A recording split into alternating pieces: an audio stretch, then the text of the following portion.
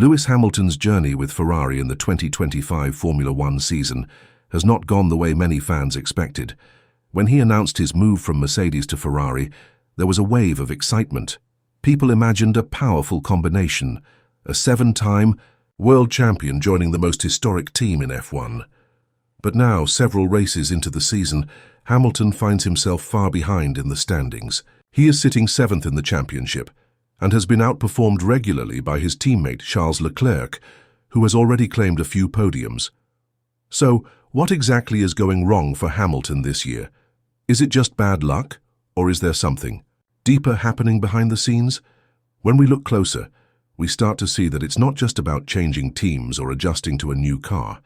It's a mix of different challenges that are making this season one of the toughest in Hamilton's career. One of the biggest problems Lewis is facing has to do with the car's design, specifically the ground effect aerodynamics that were reintroduced to Formula One. These new regulations were supposed to help reduce the gap between the front-running teams and the rest of the field. In theory, it sounded like a great idea, but in practice, it has made life much harder for many drivers, especially those who have a very particular driving style. For Hamilton, whose style developed long before ground effect was reintroduced, these cars feel very different. His way of driving, precise, inputs, reactive handling and late braking, relies on a certain type of connection with the car, and with these new regulations, that connection feels broken. Ground effect works by using the car's floor to generate downforce. It helps the car stick to the road better in high-speed corners, but it also changes how the car behaves, especially when it slows down. In the past, downforce was created more evenly around the car, but now with the ground effect systems, the balance of grip shifts suddenly, usually from the rear to the front. This makes the car harder to control mid-corner, leading to understeer or sudden loss of stability. Hamilton has talked about this issue multiple times this season. He often says the car doesn't respond the way he expects. It's almost like it's speaking a different language, and he hasn't learned how to translate it yet. This isn't something that can be fixed quickly. Hamilton has driven hundreds of races with cars that had a completely different aerodynamic system. Changing his muscle memory and mental understanding of how the car reacts isn't something that happens overnight, even though he's one of the most successful drivers in history. The challenge he's facing now is unlike anything he's had to deal with before. At Mercedes, he had years to develop the car around his style. Now at Ferrari, he has to fit into a car that was already built with another driver, Leclerc, in mind. That makes the challenge even harder. It's also important to remember that Ferrari has had its own problems with ground effect. The team has struggled to find the right setup that balances downforce, grip, and straight-line speed. While Leclerc seems to be adapting faster, Hamilton's discomfort is still obvious.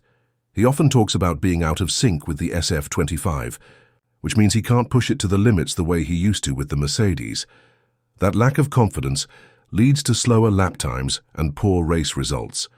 When a driver can't trust the car, everything becomes more difficult, from qualifying to race strategy. On top of the car issues, the schedule this season hasn't helped Hamilton at all. The 2025 calendar has been brutal, with 5 races in just 6 weeks. That kind of pace leaves very little room to breathe. When things are going well, it's easy to keep up momentum.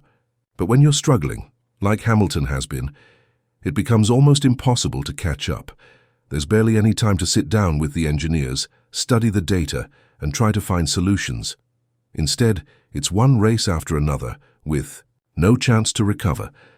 This kind of schedule might suit younger drivers who are quick to adapt and enjoy the constant action, but for someone like Hamilton, who prefers to analyze, reflect, and make thoughtful changes, it's exhausting.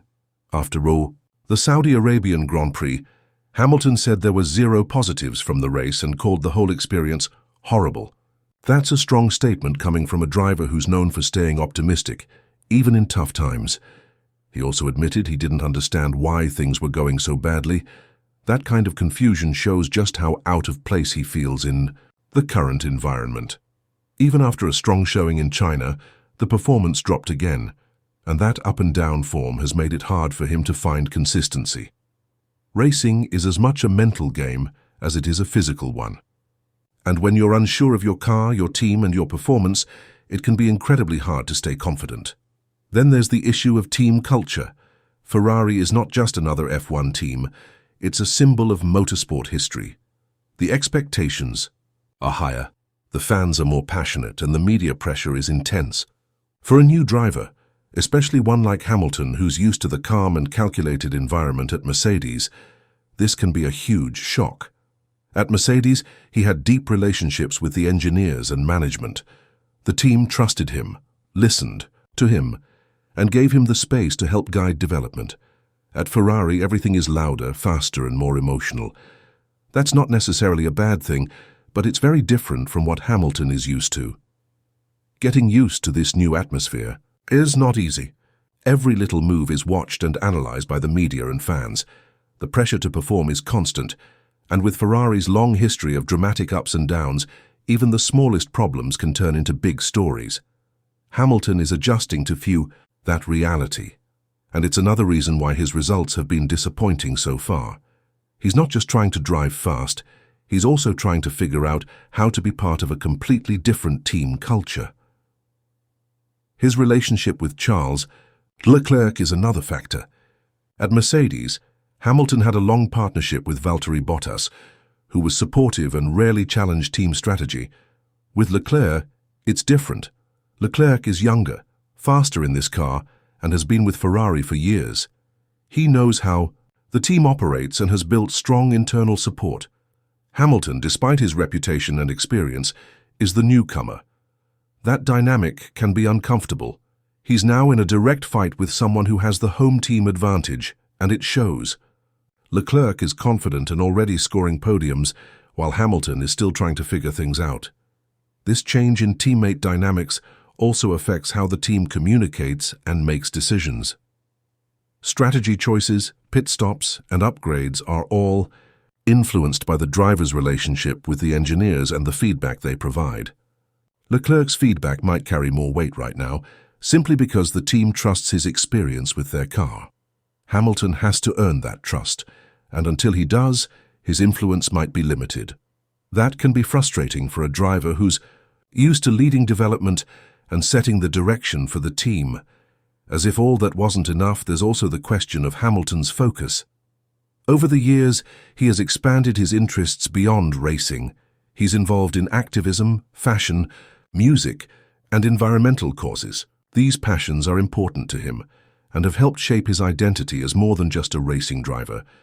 But they also take time and energy. While Hamilton remains committed to F1, it's possible that the sport doesn't dominate his life the way it once did. That doesn't mean he's not trying or that he doesn't care. It just means that his priorities have evolved. In some ways, this broader view of life is a strength. It gives him balance and purpose beyond racing. But in a sport like Formula One, where even the smallest advantage matters, that shift in focus might affect performance. In the past, Hamilton was fully locked in, chasing every tenth of a second, every win, every title. Now he may be racing for different reasons, for the challenge, for the love of competition, or to inspire others. That's still valid, but it changes how he approaches the sport. All of this adds up to a tough season. Hamilton is fighting on multiple fronts, adjusting to a new car, learning a new team, facing a tough teammate, managing a brutal calendar, and dealing with personal shifts in focus. It's not surprising that his results aren't what people hoped for. The magic we saw at Mercedes isn't gone,